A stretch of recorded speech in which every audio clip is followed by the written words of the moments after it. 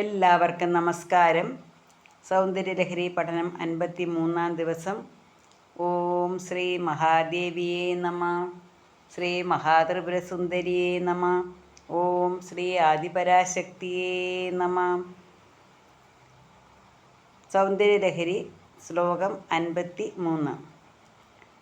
വിഭക്തത്രൈവർണ്യം വ്യതികരിതലീലാഞ്ജനതയാ വിഭാതി നേത്രഹൃദയമിതമീശാനദൈതേ പുനഃസ്രഷ്ടും ദേവാൻ ദ്രുഹിണഹരിരുദ്രാനുപരതാൻ രജസ്സത്വം ബിഭ്രത്തമ ഇതി ഗുണാനാം ത്രയമിവ. വിഭക്തത്രൈവർണ്യം വ്യതികരിതലീലാഞ്ജനതയാ വിഭാതി ത്വനേത്രഹൃദയം ഇതം ഈശാനദൈതേ പുനഃസ്രഷ്ടും ദേവാൻ ദ്രുഹിണഹരിരുദ്രാനുപരതാൻ രജസത്വം ബിഭ്രത്തമ ഇതി ഗുണാനാം ത്രയം ഇവ. അല്ലയോ ശിവപത്നി, അല്ലയോ പരമേശ്വരി, നിൻ തിരുവടിയുടെ ഈ 3 കണ്ണുകൾ, നിൻ തിരുവടിയുടെ എന്ന് പറഞ്ഞാൽ ദേവിയുടെ ഈ 3 കണ്ണുകൾ വിലാസത്തിനായി എഴുതപ്പെട്ട അഞ്ജനത്തോട് കൂടിയതാകുന്നതെന്ന് വെച്ചാൽ ഒരു ലീലയ്ക്കായി, ഒരു വിലാസം എന്ന് വെച്ചാൽ ഒരു ലീല എന്ന് വെച്ചാൽ എന്താണ്? കളി. ഒരു വിലാസത്തിനായി, അത് ദേവി എപ്പോഴും അഞ്ജനം എഴുതിക്കൊണ്ടാണ് ഇരിക്കുന്നത്. ദേവി എന്താണ് പറയുന്നത്? ദേവി ലോകത്തെ മുഴുവൻ കാണുന്നത് എങ്ങനെയാണ്? ദേവിയുടെ കണ്ണുകൾ കൊണ്ട്. ദേവിക്ക് 3 കണ്ണുകളാണുള്ളത്. അപ്പോൾ ഈ 3 കണ്ണുകളിൽ അഞ്ജനം എഴുതിയിട്ടുണ്ട്. അപ്പോൾ ആ അഞ്ജനത്തോടു കൂടിയ നല്ല മനോഹരമായ കണ്ണുകൾ, നീണ്ട കണ്ണുകൾ, അതിൽ അഞ്ജനം എഴുതിയിട്ടുണ്ട്.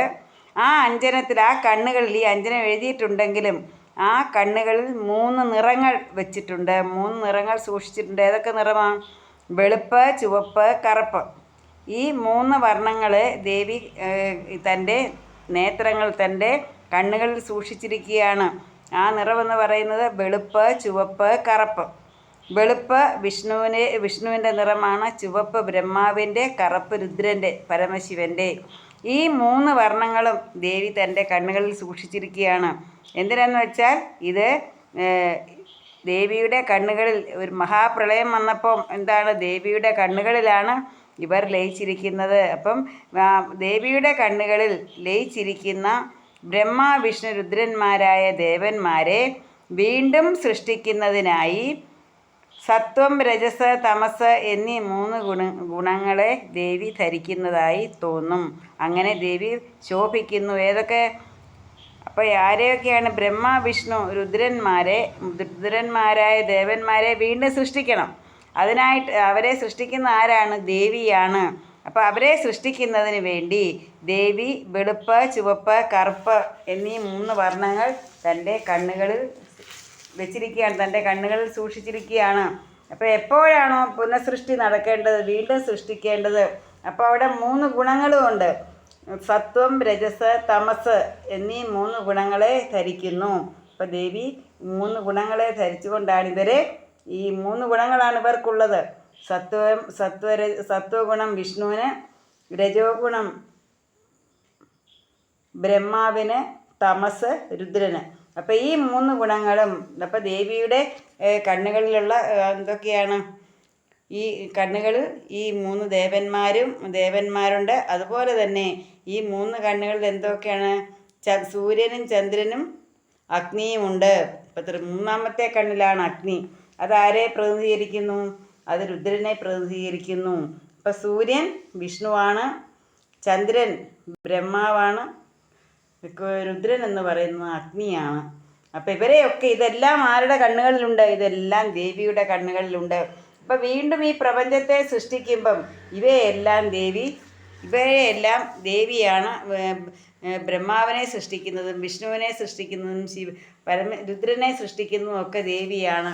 അപ്പോൾ അവരെ പുനഃസൃഷ്ടിക്കുന്നതിന് വേണ്ടി ഇതെല്ലാം ഈ 3 നിറങ്ങളും, ചുവപ്പ്, വെളുപ്പ്, കറുപ്പ് എന്നീ 3 വർണ്ണങ്ങളും, അതുപോലെ സൂര്യചന്ദ്രന്മാരും എല്ലാം ഈ ബ്രഹ്മാവിനെയും വിഷ്ണുവിനെയും രുദ്രനെയും ഒക്കെ അവരുടെ ഗുണങ്ങളായ രജസ്, സത്വം, തമസ് എന്നീ 3 ഗുണങ്ങൾ, ഇതെല്ലാം ദേവി തന്നെയല്ല, ഇതെല്ലാം ലയിച്ചിരിക്കുന്ന ദേവിയിൽ തന്നെയാണ്.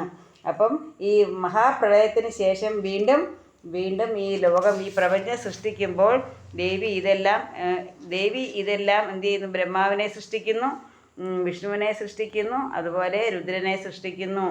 ബ്രഹ്മാവ് എല്ലാവരെയും സൃഷ്ടിക്കുന്നു, വിഷ്ണു എല്ലാവരെയും പരിപാലിക്കുന്നു, സൃഷ്ടിയെല്ലാം പരിപാലിക്കുന്നു. അവസാനം പ്രളയം വരുമ്പോൾ രുദ്രൻ എല്ലാവരെയും അഗ്നിക്കിരയാക്കുന്നു.